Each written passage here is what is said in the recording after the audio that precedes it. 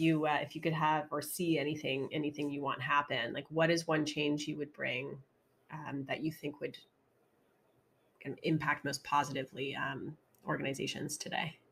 Yeah. I mean, this is literally what we're building and what we, what we've I feel like you're tossing me a ball to sort of, talk about groups, but it is really truly why Yeah. I've given up my practice, and it doesn't make sense from a logical perspective to deep dive in, founder world when I'm, like a 46-year-old woman and had a great career and all the things. But I just see a big need that is unmet in this space. And as you know, I recently read the book Pattern Breakers by Mike Maples, who's Mhm. like a VC in Silicon Valley. And he really talks about time traveling to the future and seeing what that looks like to build for today.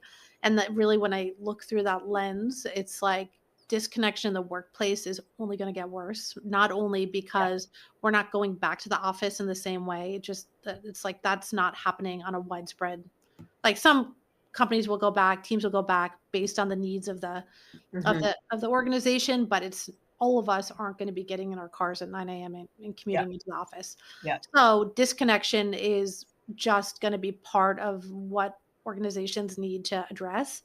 But aside from that, the younger generations have a different relationship to showing up in the office. They Mhm. don't want to be in the office full time. Yeah. I think it's like 80% of them said they would leave a job.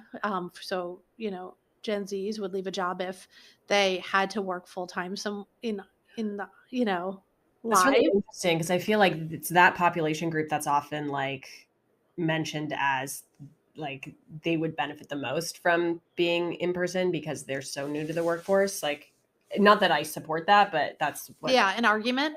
Or is it like to flip it a little bit? It's like, okay, well, how does the workforce then meet the needs of the new generation? Yeah.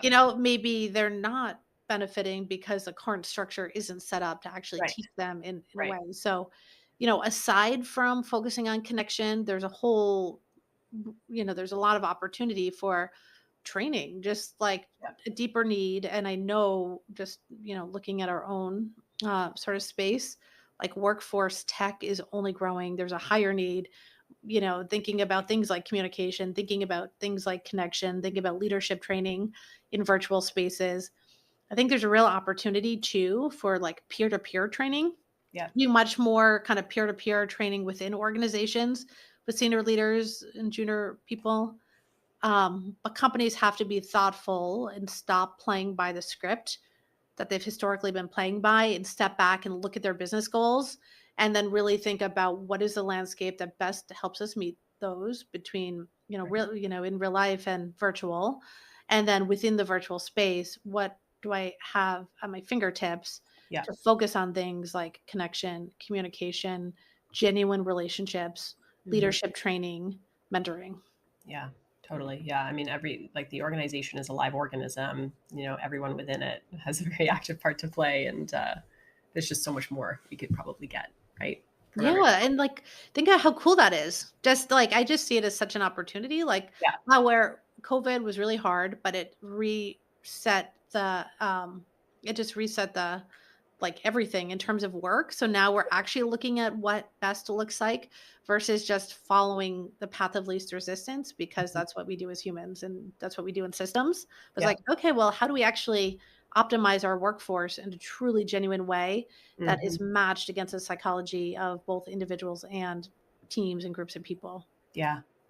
Totally. Absolutely.